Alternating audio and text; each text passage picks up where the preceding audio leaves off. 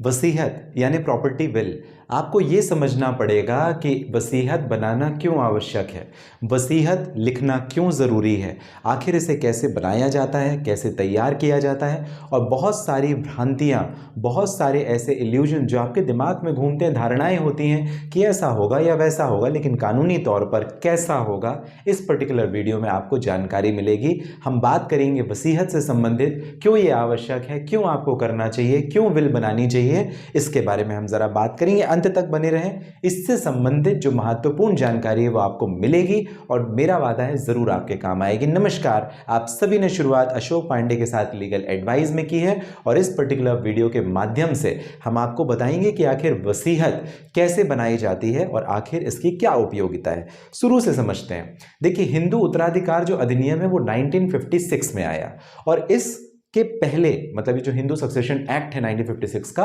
इसके आने के पहले भारत के अलग अलग क्षेत्रों में, अलग अलग जातियों में, धर्मों के हिसाब से लोगों में भिन्नताएं थी।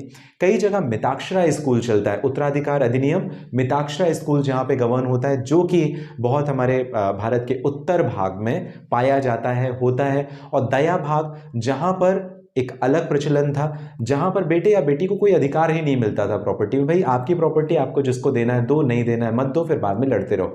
मिताक्षरा लॉ में जहां पर बेटों को अधिकार 1956 के कानून के अंतर्गत दिया गया, बेटियों को चाहे वो शादीशुदा हो गई उसके बाद उनका कोई अधिकार नहीं। और ऐसा ही एक कानून जो केरला में अलग था, तो अलग अलग प्रदेशों में, अलग अलग राज्यों में अलग अलग जाति के हिसाब से बटा हुआ था। 1956 के बाद इसे सेंट्रलाइज्ड किया गया और एक रूपता लाई गई। अब इस कानून को अगर हम समझें, बेटियों का भी अधिकार, अमेंडमेंट आया, सेक्शन 8 में अमेंडमेंट होता है वर्ष 2005, 9 सितंबर 2005 को माननीय सर्वोच्च न्यायालय का डिसीजन और अमेंडमेंट होता है हिंदू सक्सेशन एक्ट 1956 में। और कहा जाता है कि जो इन स्टेट प्रॉपर्टी होती है, जहां पर विल नहीं बनाई गई, वसीयत नहीं बनाई गई, वहां पर भी स्व अर्जित जो संपत्ति है, फादर की या मदर की, बेटी का भी अधिकार होगा। चाहे वो शादीशुदा है तो भी, शादीशुदा नहीं है तो भी, उसका भी बेटे के बराबर ही अधिकार होगा। जो एंसेस्ट्रल प्रॉपर्टी होती है उसमें तो आपका अधिकार है ही, मतलब बेटियों का अधिकार होगा जन्म से, बेटे का अधिकार होगा जन्म से। अब वसीयत को जरा समझें। देखिए, कोई भी व्यक्ति अपनी मृत्यु के बारे में नहीं सोचता, अपनी मौत के बारे में नहीं सोचता, लेकिन ये वास्तविक सत्य है। आपकी मौत होगी, मेरी मौत होगी। तो आप ये जान के रखें कि आपके ना रहने के बाद आपका परिवार टूटे, आपस में लोग लड़े, आपस में लोग झगड़े, आपकी संपत्ति का इधर उधर उधर इधर होने की बजाय अगर स्थिर तौर पर अगर उसका बंटवारा हो जाए तो ये काफी महत्वपूर्ण है। इस वजह से आपको वसीयत बनानी चाहिए, आपको वसीयत लिखना चाहिए। अब वसीयत अगर आप नहीं बनाएंगे तो गलत व्यक्ति के हाथों में प्रॉपर्टी जाएगी। कुछ लोगों की धारणा ऐसी होती है कि हम प्रॉपर्टी के नॉमिनी हैं, मतलब मेरे माँ बाप के रहने के नाबाद वो प्रॉपर्टी तो मुझे ही आनी, क्योंकि वो मैं नॉमिनी हूं। नॉमिनी केवल उस प्रॉपर्टी की देखभाल करने वाला व्यक्ति होता है, इससे आपको उत्तराधिकार नहीं मिल जाता है। तो इस बारे में आपको स्पष्ट रहना चाहिए। अगर आप बेटा हैं या बेटी हैं, नॉमिनी हो जाने से कुछ फर्क नहीं पड़ेगा, केवल आप उसकी संबंधित देखभाल करने का दायित्व रखेंगे।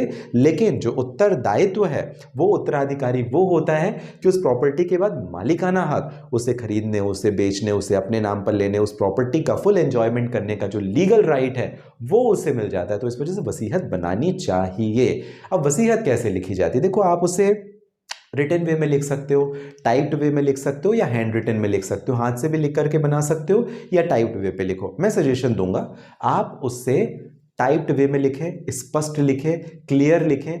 वसीयत वो डॉक्यूमेंट है, वो दस्तावेज है कि आपके ना रहने के बाद आपकी जो चल या अचल प्रॉपर्टी है, मूवेबल इमूवेबल प्रॉपर्टी है, वंशानुगत या सेल्फ एक्वायर्ड प्रॉपर्टी है, उसका डिवीजन, उसका डिस्ट्रीब्यूशन, उसका बंटवारा कैसे होगा, किससे मिलेगा, कितना मिलेगा। तो इस वजह से स्पष्ट रहना काफी जरूरी है। दूसरी बात, इसे चैलेंज नहीं किया जा सकता तब जब आपने इसे बनाया, और इसके चैलेंज होने की एक शर्त है कि उस समय जब आपने उसे तैयार किया, आपने बनाया, उस समय आपकी मानसिक स्थिति ठीक थी, कोई परेशानी नहीं थी। इस वजह से मेडिकल सर्टिफिकेट डॉक्टर का लगाना काफी जरूरी होता है।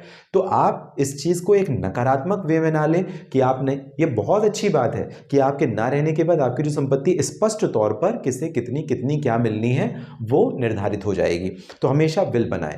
और मेडिकल सर्टिफाइड जो डॉक्टर है, प्रैक्टिशनर है, उससे अपना फिटनेस सर्टिफिकेट सर्टिफिकेट भी उसी विल में जरूर अटैच करवाएं, सो दैट कि वो चैलेंज ना हो सके और आपकी विल, आपकी इच्छा के हिसाब से आपकी जो संपत्ति है उसकी वसीयत ट्रांसफर हो सके, जिससे मिलनी थी उसे मिल सके। अब कुछ लोगों के दिमाग में ये भ्रांतियां होती हैं कि इसका रजिस्ट्रेशन कराना जरूरी है कि नहीं। देखो, नहीं कराओगे तो भी चलेगा, बट करवा लो तो बहुत अच्छा। ज्यादा खर्चा आता है क्या? बिल्कुल नहीं आता है। थोड़े बहुत पैसे लगते हैं, जरा से, मामूली से, उस खर्च में आप इसका रजिस्ट्रेशन करवा सकते हो। कहां करवाना है? सब रजिस्ट्रार ऑफिस। कहां होता है? आपका जो कलेक्ट्रेट ऑफिस है ना, जहां पे आप प्रॉपर्टी सेल परचेस करते हैं, सब रजिस्ट्रार ऑफिस में आप इसका रजिस्ट्रेशन करवा सकते हैं। कोई चैलेंज नहीं होगा, बिल्कुल आसानी से हो जाता है, कोई प्रॉब्लम नहीं आती है। नॉमिनल डॉक्यूमेंटेशन होते हैं और आपका हो गया काम। अब कुछ लोगों को भ्रांतियां होती हैं जी। पहली भ्रांति ये कि प्रॉपर्टी की वसीयत तब लिखी जाती है जब आप बूढ़े हो जाएं, जब आप 70 हो जाएं, जब आप 75। निश्चित है क्या कि आप 55 वर्ष जीवित रहेंगे या 85 वर्ष रहेंगे या 100 वर्ष? ये निश्चित नहीं है। तो बूढ़े होने का इससे कोई सवाल नहीं है। सवाल ये है कि आपकी मानसिक दशा ठीक होनी चाहिए, उस वक्त आप इसे लिख दें।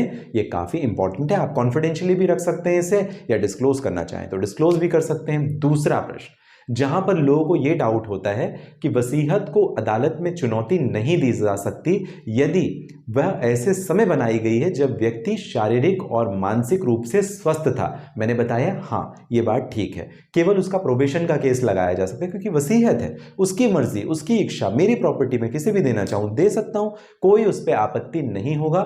होगी भी तो कोर्ट उसे कंसीडर जनरली करती नहीं है। अनटिल अनलेस कोई फर्जी वसीयत लेकर के आ गया तो उसे चैलेंज करना भी आसान होता है और केस जीतना भी।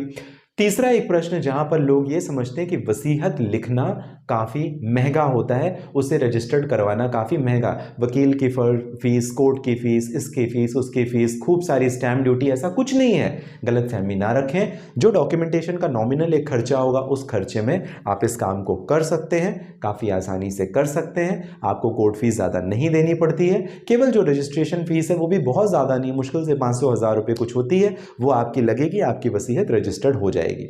अब एक और कि जो वसीयत है, अगर उसकी जगह किसी का नॉमिनी है या जॉइंट होल्डिंग में है, जैसे अकाउंट कुछ जॉइंट होल्डिंग में होते हैं, तो इसका मतलब आप मालिक बन गए नहीं। मैंने आपको बताया, जो नॉमिनी है वो केवल और केवल उस प्रॉपर्टी, उस संबंधित संपत्ति की देखभाल करने का व्यक्तिगत दायित्व रखता है। इसके अलावा वह प्रॉपर्टी पर कोई उत्तराधिकार ऑटोमेटिकली नहीं रख लेता। इस वजह से आप ये ध्यान रखें, वो नॉमिनी है, उससे केवल नॉमिनेट किया गया है, सो दैट कि मैं नहीं हूं भाई, ठीक है मेरी प्रॉपर्टी देख लो, लेकिन आपका उत्तराधिकार उसमें नहीं बन गया। उत्तराधिकार के लिए विल जरूरी होगी, बना दें आप। क्यों?